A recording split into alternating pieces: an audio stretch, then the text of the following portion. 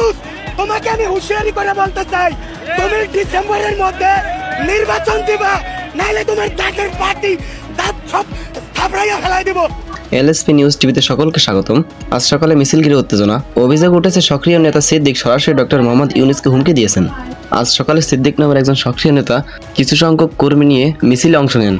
প্রত্যক্ষদর্শীদের অভিযোগ, মিছিলে তিনি উত্তেজিত বক্তব্য দেন।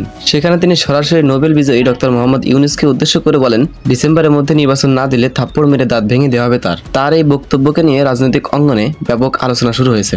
অনেকে মনে করছেন, প্রকাশ্যে এই ধরনের হুমকি দেওয়া শুধু রাজনৈতিক পরিবেশকে উত্তপ্ত করা হচ্ছে না, বরং গণতান্ত্রিক রাজনীতির জন্য হুমকি হয়ে দাঁড়াচ্ছে। সমালোচকরা বলছেন, ভিন্নমত বা সমালোচনার জবাব দেওয়ার জন্য রাজনৈতিকভাবে প্রতিদ্বন্দ্বিতা করা উচিত, ব্যক্তিগত হুমকি দেওয়া নয়। সিদ্দিকের এমন বক্তব্যকে কেন্দ্র করে এলাকায় এবং জাতীয় রাজনীতিতে এখন জোর আলোচনা চলছে। এই বিষয়ে প্রশাসক কোনো ব্যবস্থা নেবে কিনা তা নিয়েও কৌতূহল তৈরি হয়েছে। আরো রাজনৈতিক খবর জানতে চোখ রাখুন আমাদের এলএসপি নিউজে।